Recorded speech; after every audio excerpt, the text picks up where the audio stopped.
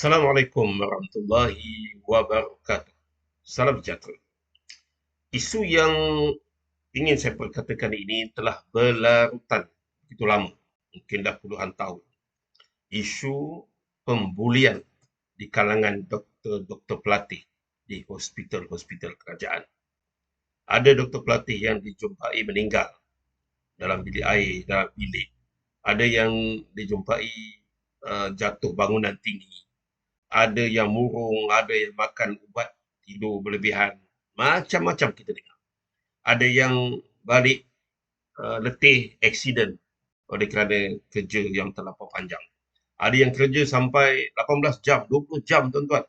Ada yang balik malam, awal pagi pukul 3, pukul 4 pagi, pukul 8 masuk balik kerja. Lepas tu kena buli pula. Saya rasa pelik tuan-tuan, bagaimana kementerian ataupun pihak yang berwajib membiarkan isu ini berlarutan. Sedangkan kita semua tahu, kerja apa pun, paling tinggi pun dia boleh kerja 8 jam, mungkin campur 8 jam, OT 12 jam. Kita ada undang-undang buruh, kita ada undang-undang akta pekerjaan dan sebagainya.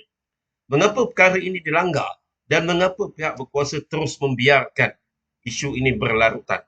Apakah dengan buli, dengan menyeksa doktor pelatih itu menyebabkan mereka akan jadi doktor pakar atau mereka akan jadi doktor yang hebat? Ataupun kita rasa benda itu tidak kisah. Oleh kerana aku dulu kena buli, doktor yang senior itu dulu kena buli, maka aku kena buli pula doktor pelatih, doktor yang baru, doktor junior. Apakah budaya ini kita nak teruskan? Yang akhirnya menyebabkan kita kehilangan doktor-doktor pelatih, kita kehilangan tenaga kerja doktor yang akhirnya mereka ini berhenti. Tak habis housemanship pun mereka berhenti buat kerja lain ataupun mereka fed up. Ada ramai di kalangan doktor-doktor pelatih ni yang berhenti quit ketika housemanship, tuan-tuan. Kan kita nak kerajaan nyatakan angkanya, datanya. Ada juga yang quit selepas setahun kerja dan sebagainya. Semuanya disebabkan oleh tekanan kerja, pembulian dan sebagainya. Mengapa begitu susah sekali, tuan-tuan, nak diselesaikan isu ini? Dah berapa orang menteri, dah berapa orang kerajaan, dah berapa kerajaan tetap juga berlaku. Bayangkan tuan-tuan, kita terpaksa ataupun kerajaan menghabiskan belanja. Kalau yang belajar perubatan di dalam negara, di universiti swasta dan sebagainya, kosnya melibatkan sampai 400,000 lebih, tuan-tuan. Kalau belajar di Indonesia, 200,000 lebih. Belajar di Mesir, sama juga 200,000 lebih. Kalau di IPTA mungkin kurang sikit lah. Apakah kita nak membiarkan duit rakyat hangus begitu saja? Dan yang lebih dahsyat, apakah kita nak biarkan doktor-doktor pelatih ini kehilangan nyawa seorang demi seorang? Kes terbaru di Hospital Kuala Krai. Itu yang saya katakan tadi, mengapa begitu susah nak diselesaikan isu ini?